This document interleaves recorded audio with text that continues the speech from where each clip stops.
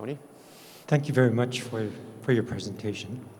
Thanks. I just noticed a new number came out tonight on my cell phone. The new cases in China has dropped to 125 cases. Now, to me, as a guy that's been investing for a while, I'd say there's an 80% chance that this market will go up for the next couple of weeks. Do you have an opinion? So you mean, sorry, the rebound? So you think that the rebound is going to continue for the next 2 weeks?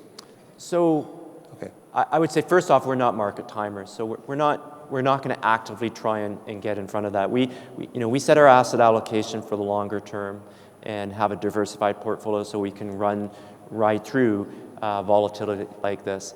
I think the one thing, two things I would say that would make me think twice about that. The first one is that the cases have come down in China because of the drastic containment measures that are being put in place. When people go back to work, will you see a reacceleration of cases? Because it's very contagious and it's very hard to diagnose.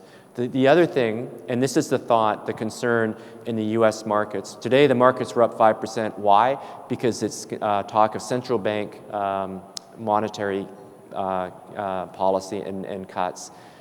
The concern would be when the US starts testing, because they haven't been testing, you could see a spike in cases in the United States, and the market might have some more volatility in that environment.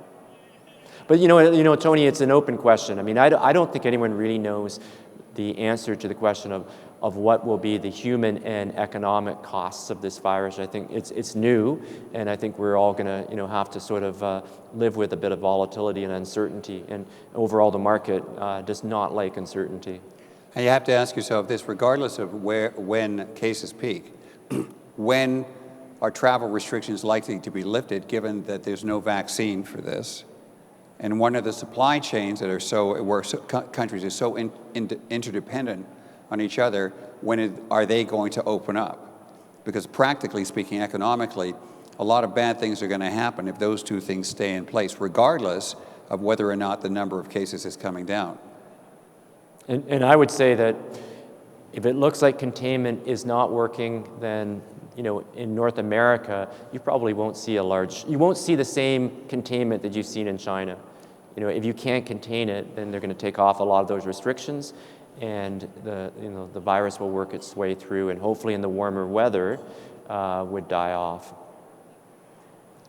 I'll close off your question kind of going back to Rob's opening point, which is we try to let the asset allocation take care of it, and we're not market timers. I mentioned right at the very start of the presentation about trying to time the next coronavirus or trying to time the next stock that's taking off. It's very hard to get that perfect timing. Do we know if the market's going to jump back up in the next 2 weeks? No. But by having a diversified asset allocation, if the market dropped 10% and you have $1 million and it's now down to 900,000 because you were all in on the market, you have to get a multiple of that rate of return on the way back up just to get to even. But with a diversified asset allocation and my numbers I shared earlier, we are flat year to date. We don't need to try to jump back in and time something to get a multiple on a bounce back up because we've protected the capital to begin with. And that's the point in having a diversified asset allocation to begin with.